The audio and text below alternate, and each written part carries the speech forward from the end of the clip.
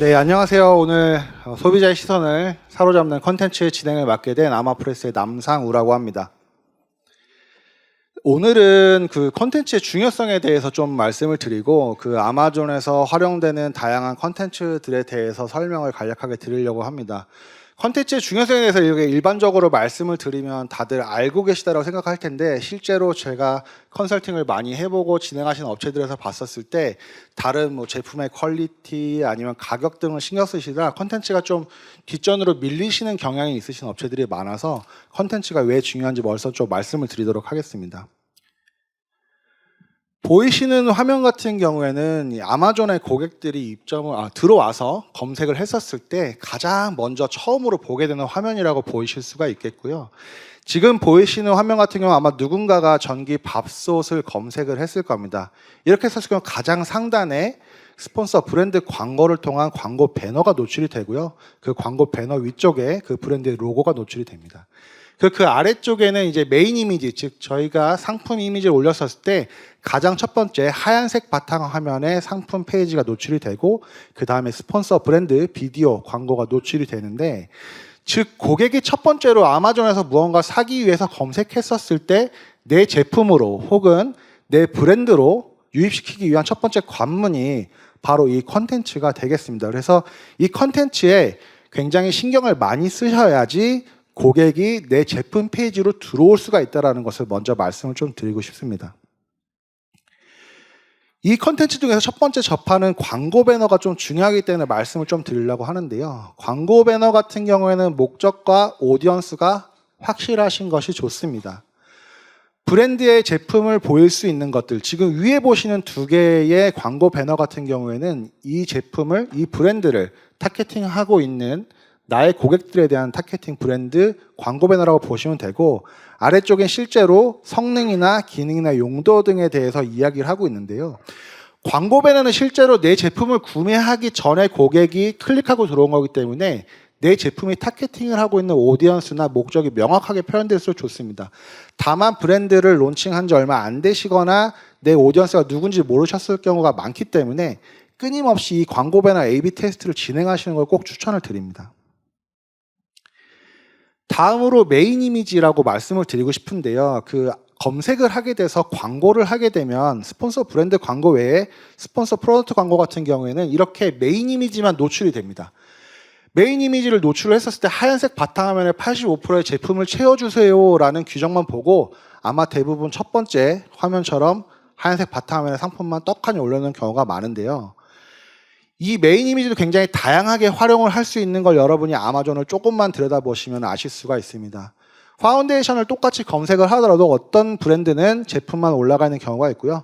어떤 브랜드는 이렇게 제형도 같이 볼 수 있고 안에 있는 구성품도 같이 볼 수 있도록 보여주고 있습니다.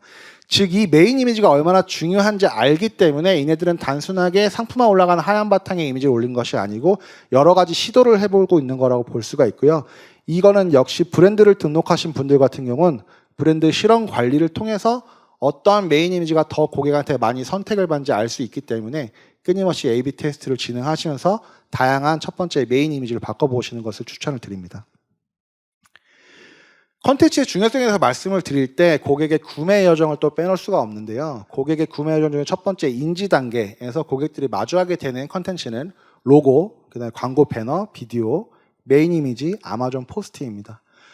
이 인지 단계에서 이런 것들을 컨텐츠를 잘 해 놓으셔야지만 선택을 받아서 그 다음 고려와 구매 전환 단계인 실제 상품 이미지, 브랜드 스토리, A+ 컨텐츠로 유입을 시킬 수가 있고요. 이 상품 이미지와 브랜드 스토리, A+ 컨텐츠를 통해서 고객이 구매를 한 게 끝이 아닙니다. 나의 충성 고객을 확보하기 위해서는 A+ 컨텐츠, 브랜드 스토리뿐만 아니고 스토어, 아마존 포스트를 지속적으로 업데이트를 해주시는 게 좋습니다. 고객이 한 번 들어오고 끝이 아니고 여러 번 방문을 할 거예요. 아마 나중에 비즈니스 레포트를 보시게 되면 세션이랑 페이지 뷰의 차이를 보실 수가 있는데 이분들이 한 번 들어오는 게 아니라는 걸 아실 수가 있습니다. 그래서 들어와서 이 브랜드가 살아있고 무언가 계속 하고 있다는 느낌을 주기 위해서 이런 컨텐츠들을 단계에 맞게끔 신경 써서 업데이트 해주신 것을 꼭 당부드리고 싶습니다. 그러면 도대체 내 제품이나 브랜드는 어느 단계가 부족하고 어느 단계에 고객의 좀 더 신경을 써야 되는가 많이 궁금하실 텐데요. 브랜드 매트릭이란 기능을 꼭 활용해 보시는 걸 권장을 드립니다. 내 브랜드가 제품이 속해 있는 카테고리에서 나의 제품 그리고 브랜드의 순위를 알 수가 있습니다. 여기에서 인지 단계 혹은 고려 단계, 구매 단계 어느 고객이 가장 부족한지를 파악을 하시고 그 단계별로 이 전 페이지에서 말씀드린 컨텐츠에 좀 더 신경을 써서 그 단계의 구매 고객들을 확보를 하시는 것이 균형되게 인지와 전환을 유지하실 수 있는 방법 중에 하나라고 말씀을 드리고 싶습니다. 네, 그럼 아까 중요하다라고 말씀드린 상품 이미지, 메인 이미지 말고 실제 상품 이미지 페이지에 들어갔을 때 어떻게 하는지 간단한 팁을 좀 드리려고 하는데요. 아마 여러 가지 말씀을 많이 들으셨었는데 간단하게 이것만 기억하셔도 괜찮을 것 같습니다. 먼저 모바일로 점검하기입니다. 대부분의 고객들이 처음에 제품을 점할 때 7, 80% 정도는 모바일로 유입이 된다라고 생각하시는 게 좋고요. 이 모바일로 봤었을 때 지금 우측에 보이시는 하얀색 바탕화면 화면에 언뜻 보면 굉장히 사진도 공을 들여 찍고 컨텐츠가 잘 된 것처럼 보이지만 전혀 가독성이 없습니다. 저 아이콘에 무슨 폰트가 써져 있는지 이 큰 화면에서도 분간하기 힘듭니다. 반면에 좌측에 있는 화면 같은 경우에는 굉장히 뚜렷하게 뒤에 모델 컷이 있는데도 불구하고 가독성과 가시성이 확보된 상태에서 제품도 명확히 보여주고 하고 싶은 말도 제대로 전달하고 있는 걸 볼 수가 있습니다. 그래서 이런 내용들을 확인하실 때는 고객이 내 상품 이미지를 잠깐 보더라도 바로 무슨 상품인지 알 수 있도록 가독성과 가시성을 꼭 신경을 써가지고 디자인 작업을 하시고 점검을 하시는 것을 추천을 드립니다. 실제로 이미지를 촬영하시거나 혹은 디자인을 하실 때 중요한 거는 직관적입니다. 브랜드사에서 봤었을 때 이쁜 이미지는 아무 의미가 없습니다.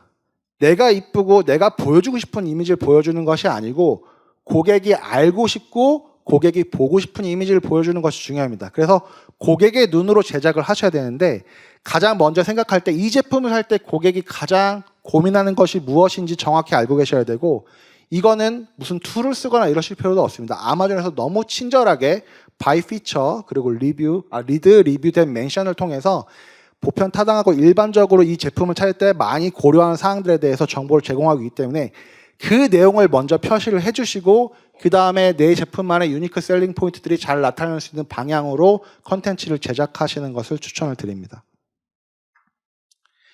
다시 한번 정리를 드리면 점검을 하실 때는 꼭 모바일로 점검을 하시고요. 그 다음에 내가 모바일로 점검을 했었을 때 가독성이나 가시성이 제대로 확보가 되었는지 점검을 하시고 컨텐츠 내용을 점검하실 때는 고객이 알고 싶은 것이 무엇인지 파악을 한 다음에 그 내용이 해소가 되고 있는지가 중요합니다. 내가 사진을 이쁘게 찍었다, 합성이 이쁘게 됐다가 중요한 게 아닙니다. 고객이 알고 싶은 정보가 포함되어 있는지가 중요하기 때문에 그 부분을 중점적으로 판단을 해가지고 점검해 주시기 바랍니다. 네, 다음으로 A 플러스 컨텐츠에 대해서 말씀을 드리고 싶은데 A 플러스 컨텐츠가 아직 뭔지 잘 모르실 수도 있는 분들을 위해서 간단하게 설명을 드리면요. 지금 우측에 있는 큰 정사각형 네모 이미지가 있는 것이 상품 이미지입니다. 첫 번째 검색을 했을 때 볼 수 있는 거고요. 그 다음에 좌측에 있는 위아래로 조금 기다랗고 텍스트도 들어가 있는 게 A 플러스 컨텐츠인데요. 브랜드를 등록하시게 되면 사용할 수 있는 추가적인 상세 페이지 구간이라고 보시면 됩니다.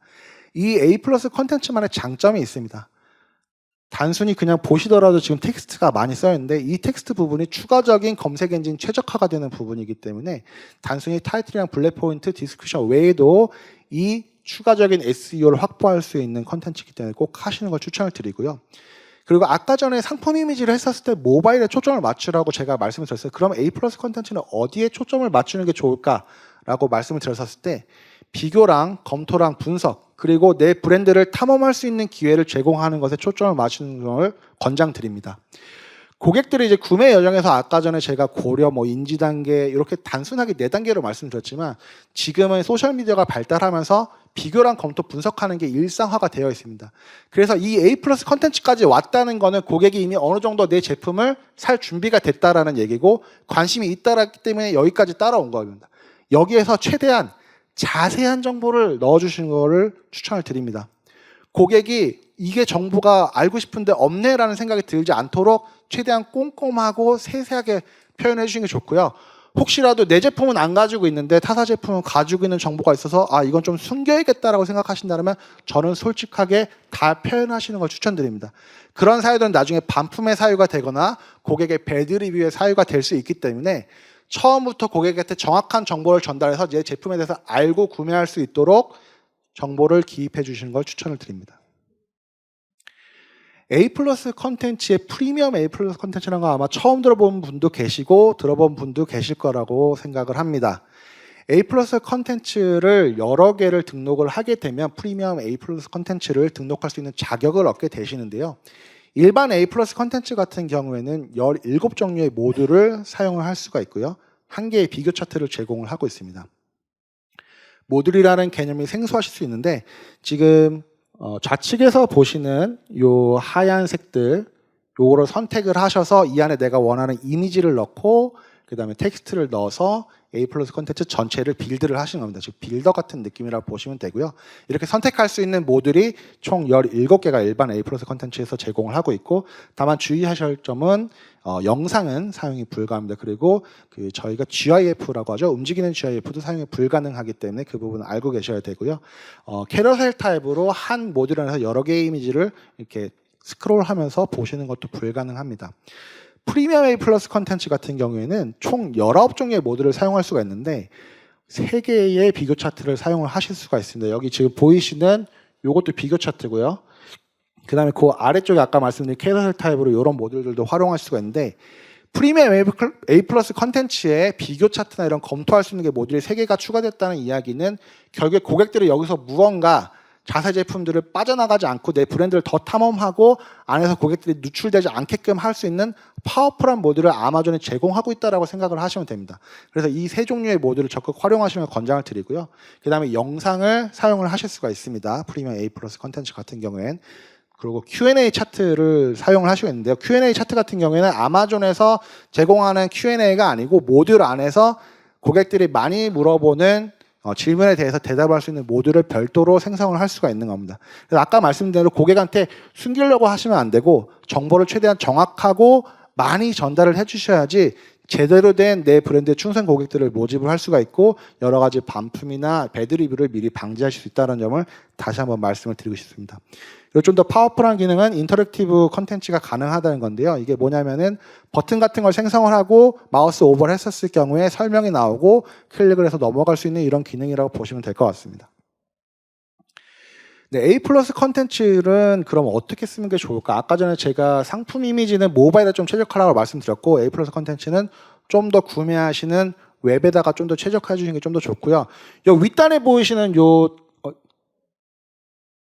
윗단에 보이시는 요 부분이 브랜드 스토리 부분입니다. 브랜드 스토리 부분에 제가 아까 전에 계속 컨텐츠를 살아있게끔 업데이트하라고 말씀을 드렸는데 여기도 보시면 지금 시즈널 컬러라고 나와 있죠.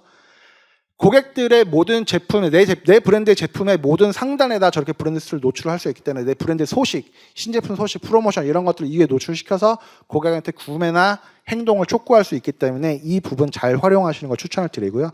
그 다음에 첫 번째나 두 번째 모듈 같은 경우는 아무래도 좀 더 시각적으로 고객이 이탈하지 않도록 시각적인 디자인을 활용하시는 것을 추천을 드립니다.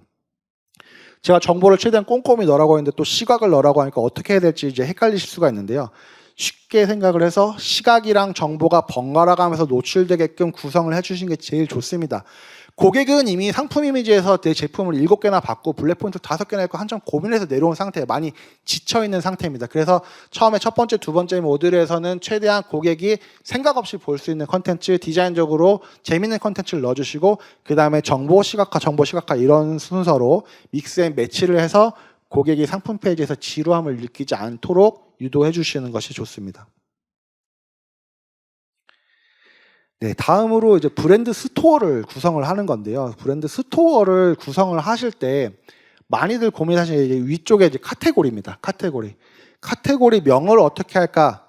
가끔 이제 브랜드에서 가지고 계신 제품 브랜드 라인업 이름으로 이제 하시는 경우들도 있으세요. 근데 처음에 브랜드 론칭하실 때는 그런 브랜드 라인업 이름, 브랜드 네이밍보다는 직관적으로 말씀을 여기다 카테고라이징을 네이밍을 하시는 걸 추천을 드립니다.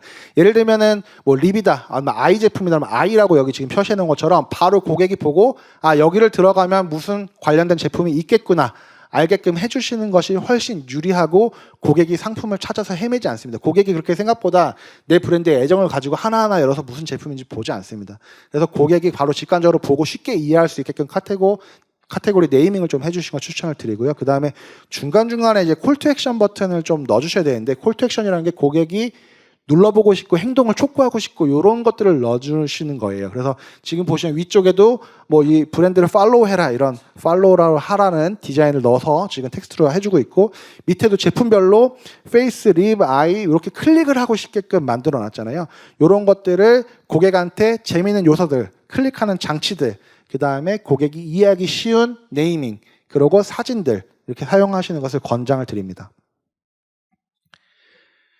이 스토어를 넘어가게 되면 위쪽에 카테고리를 클릭을 하게 되면 맨 위에 헤드 배너를 다 바꾸실 수가 있으세요. 그리고 밑에 페이지 구성도 다 바꾸실 수가 있으시고, 근데 가끔 위에 헤드 배너를 동일하게 쓰시는 경우가 계신데, 저는 요거를 바꿔서 재밌게 좀 카테고리별로 다른 느낌을 받을 수 있게끔 구성하시는 걸 추천을 드립니다. 그래서 이 헤드 배너를 보고도 이게 아이 제품인지 페이스 제품인지 이렇게 바로 알 수 있는 것처럼 어떤 제품의 카테고리에 내가 들어와 있구나라고 고객이 직관적으로 인식할 수 있게끔 상단의 배너를 좀 바꾸시는 걸 추천을 드리고요. 그 다음에 제품을 그냥 쭉 나열하시는 경우가 계세요.